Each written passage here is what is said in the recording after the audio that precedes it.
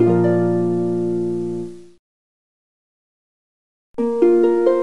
Yanti Kusumawardani dari Yayasan Sayangi Tunas Cilik untuk memberikan paparan terkait dengan pengasuhan berbasis hak anak. Bismillahirrahmanirrahim. Assalamualaikum warahmatullahi wabarakatuh. Bapak Ibu, selamat pagi menuju siang. Ini perkenalkan, nama saya Yanti. Saya dari Yayasan Sayangi Tunas Cilik atau Save the Children Indonesia. Yayasan Sayangi Tunas Cilik sebagai entitas lokalnya dari Save the Children Indonesia. Saya di sini ingin menyampaikan materi terkait pengasuhan berbasis hak anak ya. Senang sekali bertemu dengan teman-teman dari dari Kargil ya, teman-teman dari PT Kargil. Dan juga teman-teman Kemen PPA yang kita sudah bekerja sama terkait isu pengasuhan anak gitu ya. Saya langsung mulai saja. Untuk pengasuhan berbasis hak anak tadi sudah banyak disampaikan juga oleh Pak Hamid terkait apa itu hak anak, kemudian siapa saja sih yang dimaksud dengan anak gitu ya. Kemudian ada klaster-klaster hak anak dan bagaimana cara kita memenuhi hak anak, terutama ketika di konteks tempat penitipan anak gitu atau daycare ya. Nah, kali ini di dalam pengasuhan berbasis hak anak, di dalam konteks pengasuhan, kemudian kita akan membahas lalu seperti apa sih pengasuhan yang berbasis hak anak itu gitu ya. Karena tadi sempat diangkat juga oleh Pak Hamid banyak isu-isu tantangan-tantangan yang dihadapi orang tua di dalam mengasuh anak. Kemudian sekarang dengan adanya daycare, tentunya teman-teman pendamping di daycare akan berbagi tantangan-tantangan pengasuhan tersebut gitu ya. Bagaimana kemudian memastikan pengasuhan di rumah dan pengasuhan di daycare bisa sejalan, dan bagaimana 8 jam anak meluangkan waktu bersama teman-teman di daycare ini tetap memastikan dan menunjang tumbuh kembang anak yang sehat. Nah, dalam kerangka pengasuhan berbasis hak anak, saya ingin memperkenalkan pengasuhan positif. Nah, pengasuhan positif ini adalah merupakan konsep pengasuhan yang berbasis hak anak. Kalau teman-teman lihat di sini, dari Council of Europe sudah menampilkan definisi dari pengasuhan positif itu sendiri. Nah, nanti mohon informasinya kalau suara saya kurang jelas ya, teman-teman panitia. Di sini disampaikan bahwa pengasuhan positif merupakan pengasuhan yang berlandaskan kepentingan terbaik anak gitu ya. Dan kalau misalnya teman-teman ingat lagi, kepentingan terbaik anak ini tadi Pak Hamid sudah tampilkan merupakan salah satu prinsip mendasar dari hak anak itu sendiri, the best interest of the child. Lalu bagaimana? Nah, pengasuhan yang berbasis hak anak ini dalam konteks pengasuhan positif ini mencakup bagaimana mengasuh anak, memberdayakan anak gitu ya. Memberdayakan anak itu maksudnya bagaimana kita sebagai pendamping daycare dan orang tua juga memaksimalkan potensi yang ada pada anak sesuai usianya, sesuai tugas perkembangannya. Nanti saya akan tampilkan sebagian tugas perkembangan anak sesuai anak-anak yang ada di daycare. Kemudian bagaimana kita sebagai pendamping di daycare bisa mengenali anak sesuai karakternya, sesuai tugas tumbuh kembangnya, dan juga bisa memberikan bimbingan, termasuk menetapkan batasan untuk membantu perkembangan anak secara maksimal gitu ya, karena ternyata batasan ini masih perlu di dalam konteks pengasuhan yang positif. Nah, kemudian pengasuhan yang positif ini juga menghargai hak anak. Tadi Pak Hamid sudah memperkenalkan banyak sekali terkait hak anak, prinsip-prinsipnya apa saja. Mudah-mudahan ini menjadi bekal juga buat kita semua, karena di dalam konteks pengasuhan yang positif ini juga teman-teman juga harus bisa menghargai hak anak ya, dan juga menciptakan lingkungan tanpa kekerasan. Nah, tadi terkait lingkungan tanpa kekerasan, Bu Rohika, Bu Aslep sudah menampilkan data-data ini, karena ternyata tidak sedikit anak-anak yang mengalami kekerasan di rumah.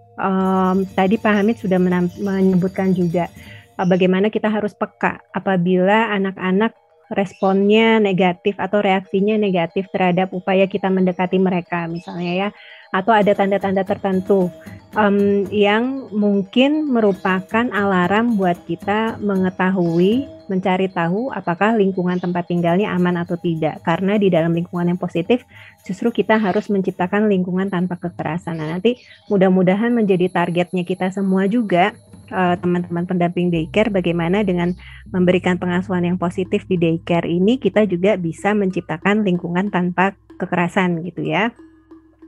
Oh ya, data dari Kemen PPA juga, survei dari Kementerian Pemberdayaan Perempuan Perlindungan Anak terakhir juga membuktikan bahwa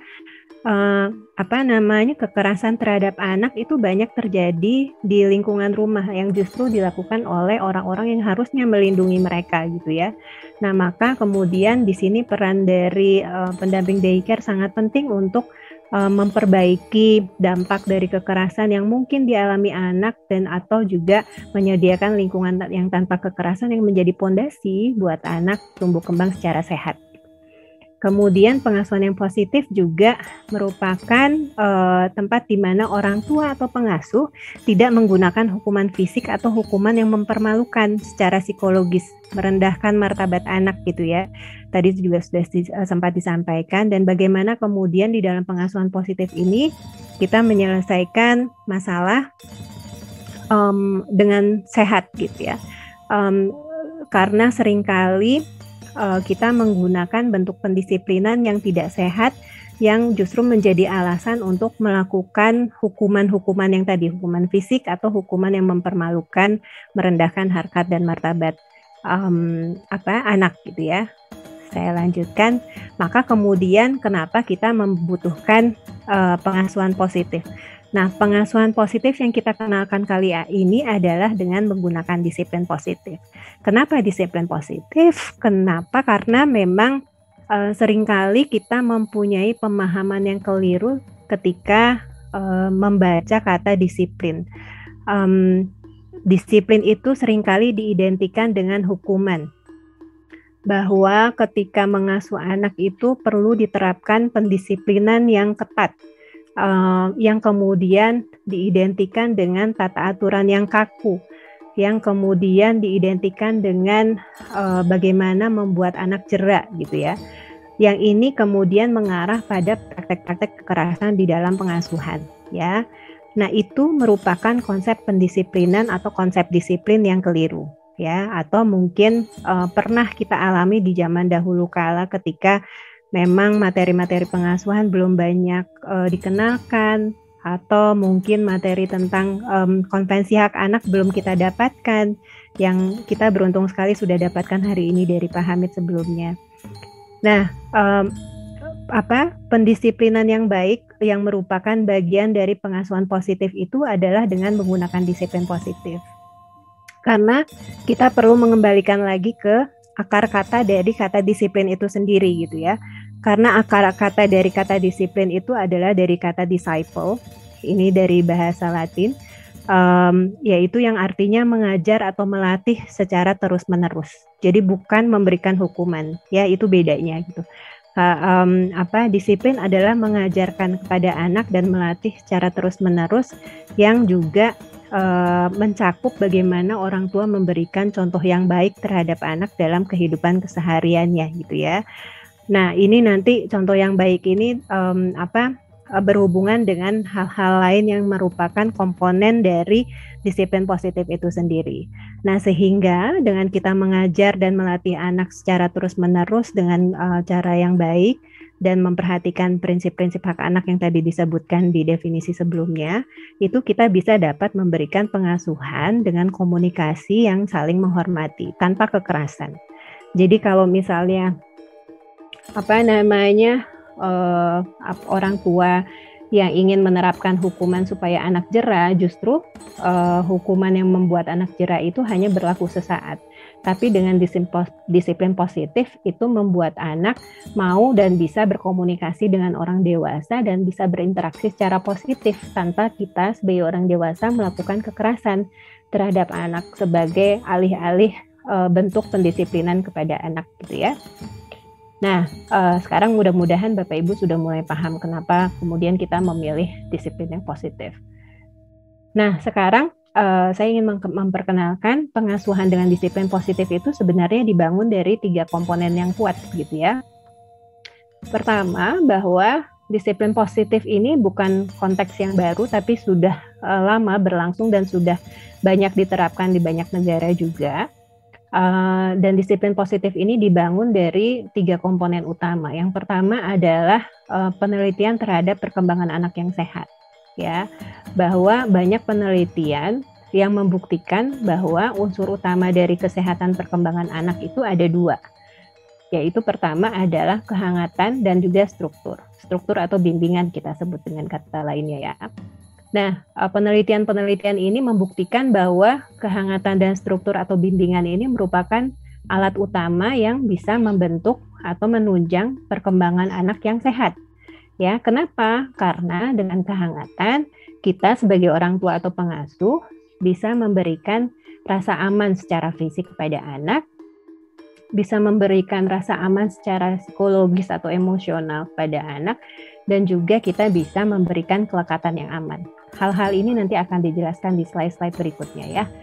Tapi intinya adalah ketika Bapak Ibu bisa memberikan kehangatan kepada anak, maka secara tidak langsung Bapak Ibu juga membantu anak merasa aman secara fisik, aman secara psikologis, dan merasakan dan membangun kelekatan kepada Bapak Ibu sebagai pendampingnya di daycare atau sebagai orang tua gitu ya, kalau kita bicara dalam konteks orang tua.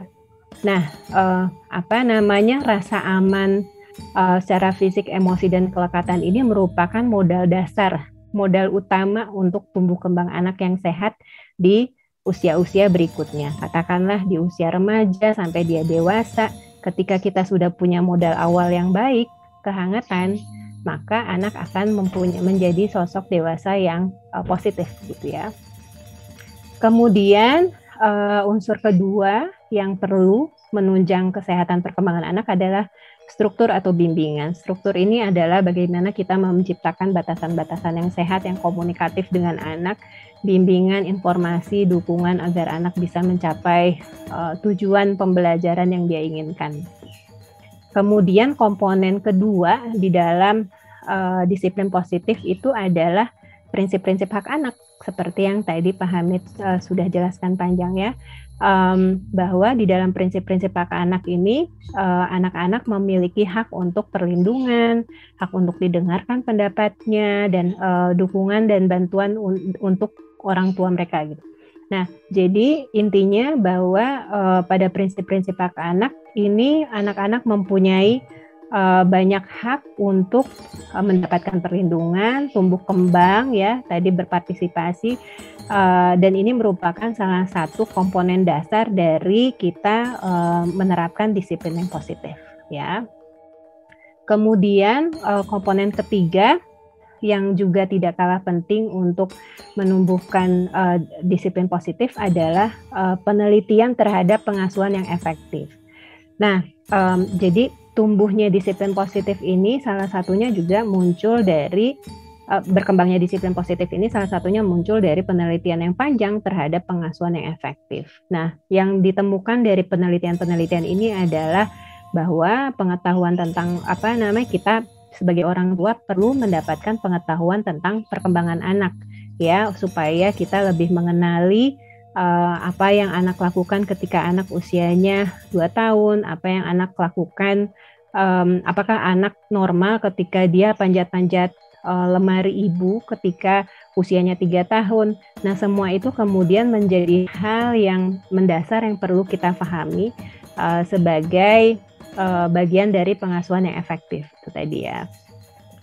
Kemudian dengan kita mengetahui tugas-tugas perkembangan anak di masing-masing periode usianya, kita akan bisa menerima sikap anak sebagai bagian dari perkembangan mereka. Oh ya, misalnya anak bicara hantu terus nih ketika usianya sudah 3 tahun, mimpi buruk, ketemu hantu, ketemu monster dan sebagainya. Karena memang itu bagian dari tumbuh kembang anak usia 3 tahun gitu ya. Jadi kita tidak kemudian membawa anak ke ke dukun untuk berobat dan sebagainya. Karena sebenarnya itu bagian dari tumbuh kembangnya, dan ketika kita sudah memaklumi itu dengan pemahaman kita yang mendasar tentang perkembangan anak, maka kita juga bisa memberikan pengasuhan yang lebih efektif terhadap anak-anak. Ya, kemudian yang tidak kalah penting bahwa Pengasuhan yang efektif juga ditentukan oleh kemampuan kita mengelola emosi. Tadi Bu Rohika juga sudah sempat menyampaikan ya bahwa bagian yang tidak kalah penting dari mengasuh anak adalah bagaimana orang tua dan pendamping anak, pengasuhnya juga bisa mengetahui cara-cara mengelola emosinya. Karena mengasuh anak bukan hal yang mudah ya. Ada akan banyak tantangan-tantangan yang kita temukan dalam keseharian setiap detik, setiap menit. Maka bagaimana kemudian kita sebagai orang tua bisa mengelola emosi dan kemudian kemampuan efikasi diri. Nah, ini merupakan komponen-komponen tumbuh dan berkembangnya disiplin yang positif. Jadi kenapa kemudian pengasuhan dengan disiplin positif ini merupakan pengasuhan berbasis hak anak, karena memang salah satu komponennya merupakan prinsip-prinsip hak anak dan komponen lainnya betul-betul memperhatikan kebutuhan anak sesuai hak-haknya mereka, termasuk hak tumbuh kembangnya mereka gitu ya, seperti yang disampaikan sebelumnya oleh Pak Hamid. Nah, disiplin positif jadi di sini adalah disiplin positif itu adalah membantu anak-anak mengembangkan kontrol diri terhadap secara bertahap gitu ya, atau internalisasi moral. Jadi kalau misalnya dulu Bapak Ibu atau sekarang ya, misalnya melakukan sesuatu karena takut oleh seseorang gitu. Dulu kita mengerjakan tugas agama karena takut guru agamanya galak gitu ya. Dengar suara langkah kakinya aja kita udah cepet-cepet ngerjain gitu misalnya ya. Nah itu dan kita hanya akan mengerjakan tugas agama karena kita takut Pak gurunya datang misalnya. Nah itu belum merupakan internalisasi moral. Atau misalnya anak membersihkan kamarnya karena takut dimarahi oleh orang tuanya. Bukan karena kesadaran dia, itu belum merupakan internalisasi moral ya. Atau misalnya Bapak Ibu takut kepada atasan yang kalau misalnya kita dengar dehemnya aja gitu ya misalnya langsung kita buru-buru buka laptop dan mengerjakan apapun yang ada di layar kita misalnya. Nah itu belum merupakan wujud dari internalisasi moral. Yang merupakan internalisasi moral adalah ketika anak-anak bisa melakukan sendiri hal-hal yang sudah menjadi tugasnya dengan kesadaran mereka sendiri gitu. Saya membersihkan kamar, misalnya adik membersihkan kamar karena dia tahu kalau misalnya mainannya berantakan, dia akan kesandung, dia akan jatuh dan kemudian sakit gitu ya. Maka kemudian dia akan merapikan kamarnya. Kemudian kita mengerjakan tugas, pekerjaan, karena kita tahu kalau misalnya tidak dikerjakan sekarang, tugas menumpuk tidak akan selesai, besok akan makin banyak tugasnya gitu ya. Nah itu merupakan internalisasi moral dan hanya bisa diajarkan kepada anak dengan bantuan disiplin positif gitu ya. Dengan disiplin positif yang baik, anak-anak akan dibantu untuk mengembangkan kontrol diri secara bertahap yang kita sebut dengan internalisasi moral. Ya. Kemudian dengan disiplin positif kita juga akan belajar berkomunikasi secara jelas, baik anak kepada orang tua atau orang tua kepada anaknya. Anak-anak memang kemudian memiliki kemampuan yang masih mendasar di dalam mengkomunikasikan apa yang dia rasakan gitu ya dan dia pikirkan. Maka ini perlu dibantu oleh kita sebagai orang tua yang memang perkembangan otaknya sudah maksimal gitu. Maka bagaimana cara berkomunikasi yang baik dengan anak yang yang tanpa kekerasan ini diajarkan melalui disiplin yang positif gitu ya. Kemudian di dalam disiplin positif juga kita menghormati anak dan kita juga bisa mendapatkan rasa hormat dari mereka gitu. Beda antara rasa hormat dengan rasa takut gitu ya Bapak Ibu ya. Jadi dengan disiplin positif kita bisa mendapatkan rasa hormat dan kita juga menghormati mereka yang memiliki hak-hak mereka sendiri gitu ya. Dan kalau misalnya kita targetnya mendapatkan rasa takut dari anak, itu bukan disiplin positif karena mendapatkan rasa takut itu kemudian cenderung mengarah kepada praktek-praktek pengasuhan dengan kekerasan gitu ya. Kemudian dengan disiplin positif kita juga mengajarkan anak-anak bagaimana membuat keputusan yang tepat. Karena perkembangan anak itu belum maksimal, maka perlu dibimbing oleh orang dewasa yang ada di sekitarnya, baik itu kita sebagai pendamping daycare atau orang tuanya yang juga perlu diajarkan oleh kita bagaimana mendampingi anak secara berkala untuk memiliki kemampuan membuat keputusan secara bertahap gitu ya. Adik mau pakai baju yang hijau atau mau yang merah? Dari mulai itu aja. Adik mau main dengan mainan yang ini atau yang itu? Itu dari keputusan yang paling sederhana, pengambilan keputusan yang paling sederhana di sehari-harinya mereka. Nanti kalau sudah pra-remaja, usia misalnya 16 tahun, itu baru kemudian pengambilan keputusannya berhubungan dengan konflik yang mereka punya dengan teman-temannya. Gitu ya, menjadi lebih kompleks lagi. Tapi kemudian kemampuan mengambil keputusan itu betul-betul harus dilatih dari awal. Dari anak-anak sekarang misalnya ada di dampingan bapak ibu di daycare gitu ya. Kemudian dengan disiplin positif kita membangun keterampilan dan rasa percaya diri anak. Kenapa? Ya salah satunya dengan memahami tumbuh kembang anak, apa yang terjadi pada anak usia 0 sampai 6 bulan, misalnya 1 sampai 2 tahun. Dengan mengetahui itu, kita dorong potensinya sesuai tugas tumbuh kembangnya. Kemudian dengan membangun kelekatan, membangun rasa aman dengan anak-anak kemudian juga menumbuhkan rasa percaya diri yang dampaknya akan sampai dewasa. Kemudian dengan disiplin yang positif, kita juga mengajarkan anak-anak untuk menghormati perasaan orang lain gitu ya. Kalau misalnya mereka bertengkar dengan temannya, lalu kemudian kita ajak mengkomunikasikan perasaannya, menghargai teman-temannya dan sebagainya. Nah, kemudian disiplin yang positif itu bukan membiarkan anak-anak melakukan apapun yang mereka inginkan. Ini bukan bagian dari disiplin positif.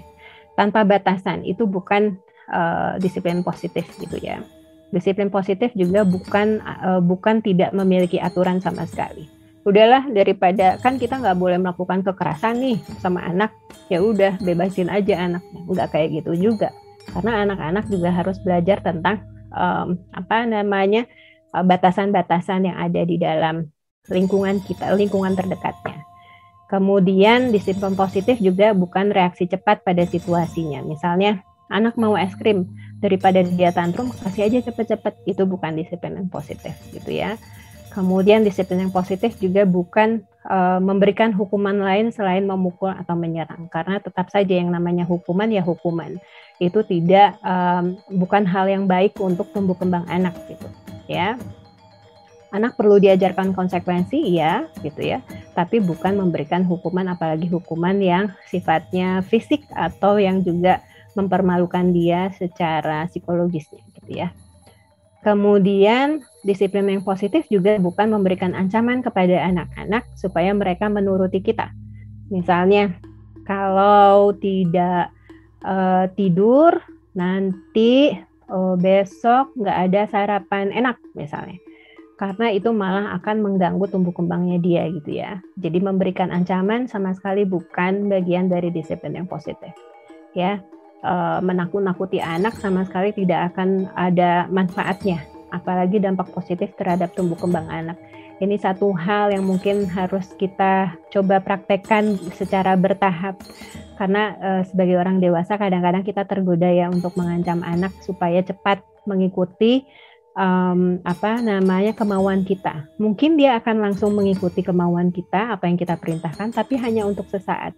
Sementara jejak jangka panjangnya yang kita tinggalkan itu menetap lama gitu. Itu yang perlu kita pertimbangkan di dalam mendampingi anak-anak ya, terkait disiplin positif. Maka dalam prakteknya memang disiplin positif ini perlu bersama-sama, perlu saling mengingatkan antara ayah, ibu, teman laki-laki, teman perempuan, bahwa memang tidak seperti membalikan telapak tangan, tapi memang perlu pelan-pelan gitu. Dan ini yang bisa Bapak Ibu lakukan bersama dengan orang tua yang kemudian menerapkan disiplin positifnya continue, yang dilakukan di TPA dan di daycare dan juga di rumah sama, supaya anak kemudian tidak bingung gitu. Nah, ini kerangka disiplin positif ya Bapak Ibu. Jadi kita bisa mengibaratkan membangun disiplin positif, menerapkan disiplin positif itu seperti ibaratnya membangun rumah, gitu ya. Dari pada saat kita membangun rumah, yang pertama kita butuhkan, kita bisa melihat gambar ini dari bawah ke atas dan dari kiri ke kanan. Kalau misalnya kita mau membangun rumah, itu kan yang paling mendasar yang perlu kita punya adalah punya rencana dulu. Mau bangun rumah berapa tingkat nih gitu ya, luas tanah berapa, kemudian luas bangunannya berapa, mau rumahnya warna apa dan sebagainya. Itu ada di rencana. Kemudian yang selanjutnya harus kita punya adalah memiliki alat-alat untuk membangun rumahnya. Palunya ada, cangkulnya ada, pahat kayunya ada, apalagi ya, alat-alat bangunan lah, semuanya harus punya gitu ya. Kemudian yang ketiga yang harus kita punya untuk membangun sebuah rumah yang kokoh itu adalah bahan-bahannya. Kita harus punya semennya, pasirnya, bahan buat ubinnya, kayunya dan sebagainya gitu ya. Nah, ini juga harus dipastikan bahwa bahan-bahannya kokoh sesuai dengan kebutuhan rumah kita gitu ya. Kemudian yang terakhir adalah dalam membangun rumah kita juga harus memastikan bagaimana apa yang akan kita lakukan kalau misalnya jendelanya kegedean, pintunya nggak bisa ditutup misalnya ya, atau atapnya bocor. Nah, ini adalah tahap berikutnya yang kita sebut dengan pendekatan di dalam menghadapi tantangan dan hambatan, atau apa yang akan kita lakukan ketika rumahnya tidak sesuai. Nah, di dalam kerangka disiplin positif, bagian-bagian yang ada di sebelah kiri ini kita bisa identikan dengan kerangka disiplin positif itu sendiri. Yang merupakan rencana di dalam membangun disiplin yang positif atau pengasuhan yang positif itu merupakan tujuan jangka panjang pengasuhan, ya. Jadi ketika kita ingin menerapkan disiplin yang positif, kita perlu mempunyai tujuan jangka panjang pengasuhan. Daycare mau mengasuh anak, goalnya daycare itu apa? Anak yang soleh-soleha, baik, berakal, berbudi pekerti yang baik, anak yang memiliki hubungan yang seperti apa dengan orang tuanya, dan itu perlu ada di dalam kerangka disiplin positif, dan itu masuk dalam tujuan jangka panjang pengasuhan gitu ya. Jadi nanti teman-teman di daycare perlu juga tuh mengembangkan tujuan jangka panjang pengasuhan di daycare-nya apa, ingin mengembangkan anak yang seperti bagaimana, dan ini akan menjadi pegangan untuk semua teman-teman pendamping daycare gitu ya. Kemudian yang merupakan alat-alat di dalam kerangka disiplin positif adalah menyediakan kehangatan dan bimbingan atau struktur. Ini merupakan dua alat yang paling penting di dalam menerapkan disiplin positif. Dengan menerapkan kehangatan dan struktur atau bimbingan, teman-teman bisa memastikan tujuan jangka panjangnya tercapai gitu ya. Kemudian yang ketiga yang merupakan bahan-bahan di dalam menerapkan disiplin positif adalah memahami bagaimana anak berpikir dan merasa. Ini adalah dengan cara memahami perkembangan anak gitu ya. Kemudian yang kelima terakhir adalah penyelesaian masalah. Lalu bagaimana kemudian ketika teman-teman ada konflik dengan anak, ketika anak tantrum, apa yang harus dilakukan sebagai orang tua atau sebagai pendamping daycare, dan itu yang dibahas di dalam kerangka disiplin positif gitu ya. Oke, Bu Yanti izin 2 menit. Teman-teman di sini ada beberapa definisi singkat dari masing-masing komponen disiplin yang positif. Jadi disiplin positif kalau komponen yang paling mendasarnya adalah tujuan jangka panjang ya. Tujuan jangka panjang pengasuhannya itu adalah merupakan kualitas atau karakter apa yang teman-teman inginkan, dan hubungan seperti apa yang akan terbangun dengan anak ketika mereka dewasa. Itu merupakan tujuan jangka panjang pengasuhan. Jadi ini merupakan target atau pegangan kita di dalam mengasuh. Ketika punya tujuan jangka panjang dan mengingat tujuan jangka panjang, kita diharapkan tidak terjebak pada hal-hal yang menyebabkan kita stres. Misalnya meminta anak bangun pagi, mandi, pakai baju dan sebagainya, itu merupakan tujuan jangka pendek. Tapi kalau punya tujuan jangka panjang, kita akan mengingat bahwa apa yang akan kita lakukan, respon kita atau reaksi kita pada anak itu diupayakan bisa membantu menciptakan anak yang soleh-soleha itu tadi, mempunyai budi pekerti yang baik, sabar, mandiri, dan lain sebagainya gitu ya. Kemudian dan itu bisa terjadi ketika kita juga memberikan contoh sikap yang baik di dalam pengasuhan keseharian, karena anak-anak akan melihat apa yang dilakukan kita sebagai orang tua atau pendampingnya di daycare gitu ya. Nah, kehangatan dan bimbingan tadi sudah disebutkan bahwa yang dimaksud dengan kehangatan adalah menciptakan lingkungan yang aman, baik secara fisik maupun emosional. Kemudian ketika bicara bimbingan, kita bisa memberikan informasi yang memadai agar anak berhasil. Kalau anak umur 3 tahun banyak bertanya, maka berikanlah jawaban yang sesuai dengan pemahaman anak usia 3 tahun gitu ya. Misalnya, kemudian seperti apa sih bentuk-bentuk kehangatan dan bimbingan? Di sini ada, nanti Bapak Ibu bisa lihat di materinya, saya sudah share ke teman-teman panitia. Apa yang dimaksud dengan kehangatan dan bimbingan, wujudnya itu seperti apa sih dalam keseharian? Ini kurang lebihnya digambarkan dalam 6 pilar kehangatan dan bimbingan. Bapak Ibu bisa digali lagi kira-kira apa yang contoh dengan meyakinkan anak merasa aman itu seperti apa sih dalam sikap keseharian di daycare, meyakinkan anak merasa dicintai tanpa syarat dengan sikap kita di daycare itu seperti apa sih contohnya gitu tindakannya, dan itu yang nanti ini bisa jadi acuan Bapak Ibu di dalam mendampingi anak dalam konteks pengasuhan positif di daycare ya. Nah, ini adalah perkembangan anak. Saya sedikit lagi. Bapak Ibu, intinya di dalam mendampingi atau memberikan pengasuhan yang positif juga perlu memahami tentang perkembangan anak. Di sini saya sudah tampilkan perkembangan anak usia 0 sampai 2 tahun dan 3 sampai 6 tahun.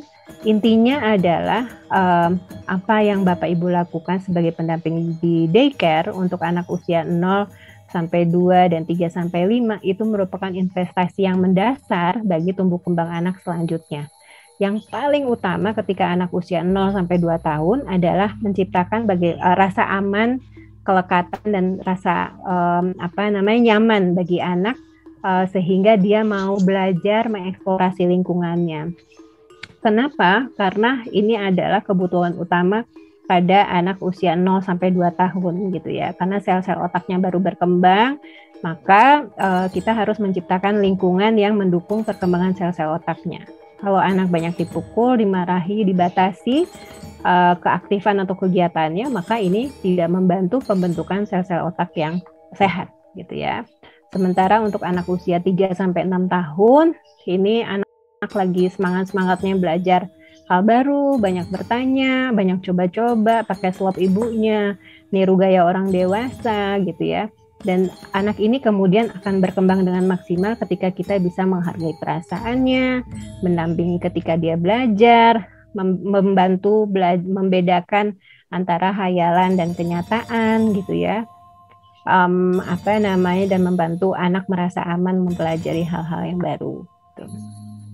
Kemudian ini salah satu hal yang juga merupakan investasi mendasar di dalam perkembangan anak, yaitu menumbuhkan kelekatan yang aman gitu ya. Karena dengan kelekatan yang aman dengan anak, Bapak Ibu ketika di daycare bisa membangun kelekatan dan membantu orang tuanya membangun kelekatan dengan anak di rumah, itu bisa membuat anak tumbuh menjadi anak yang percaya diri, mudah berhubungan sosial dengan orang lain dan mematuhi norma sosial.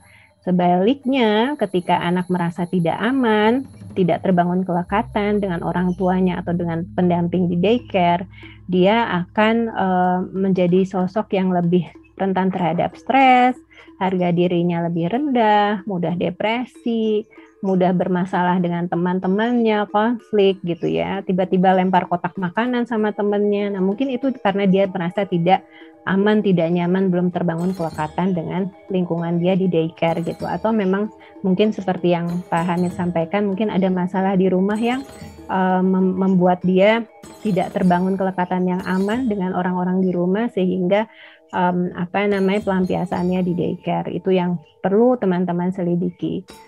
Nah, yang terakhir adalah komponen penyelesaian masalah. Di sini saya ingin mengajak bahwa dengan disiplin positif, teman-teman dan orang tua diajak untuk mengenali tanda-tanda stres, kemudian melatih ya keterampilan mengelola emosi dan mengidentifikasi hal-hal apa yang tepat untuk self care kita. Misalnya kita akan merasa nyaman, lebih rileks dengan pergi ke tempat pijat, studio musik, mendengarkan musik, makan bakso dan sebagainya, dan bagaimana juga memiliki keterampilan untuk mengatasi konflik dengan anak ini yang juga diajarkan lewat teknik penyelesaian masalah gitu ya. Ini komponen terakhir di dalam disiplin positif yang paling puncaknya. Nah, beberapa hal yang harus diingat di dalam disiplin positif, penyelesaian masalah dalam disiplin positif adalah kita tetap harus mengenali dan memahami perilaku anak sesuai tumbuh kembangnya, kemudian memberikan dorongan dan penguatan positif terhadap anak, menerapkan konsekuensi, mengajarkan pada anak konsekuensi gitu ya, apa dampak tingkah laku kita, perilaku kita kepada anak. Yang penting adalah mengajarkan secara anak bertahap bagaimana menghargai, komunikasi yang saling menghargai terbangun antara anak dan orang tua, sehingga satu sama lain memahami kebutuhannya masing-masing. Orang tua memahami kebutuhan anak karena tahu tugas tumbuh kembang dia seperti apa. Dan ketika orang tua atau pendamping teman-teman di daycare ya dihadapkan pada situasi yang stressful dalam mengasuh anak, yang perlu dilakukan adalah yang di bawah, coba bergerak menjauh dari anak sebentar misalnya, kemudian melatih nafas, tarik nafas, kemudian tahan, hembuskan, tarik nafas, tahan, hembuskan, lakukan secara bertahap.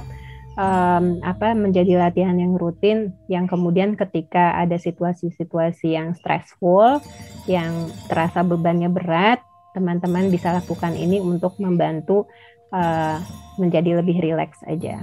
Nah, ini ada tips pengasuhan di era COVID, nanti teman-teman bisa baca bahwa rileks itu menjadi hal yang paling nomor satu. Kemudian menciptakan kegiatan rutin itu merupakan salah satu media cara kita menciptakan rasa aman pada anak ya. Kemudian tetap menumbuhkan rasa cinta dan rasa aman pada anak, memahami anak sesuai tumbuh kembangnya. Kalau anak usia 10 tahun kebutuhannya apa, misalnya itu yang juga harus dipahami kita sebagai pendamping di daycare atau sebagai orang tua. Nah, ini modul-modul yang kita punya. Teman-teman juga bisa mengakses modul pembelajaran pengasuhan positif di e-learningnya kita yang sudah tergabung di dalam servernya Kemen PPA. Linknya ada di atas, parentingdataonline.id.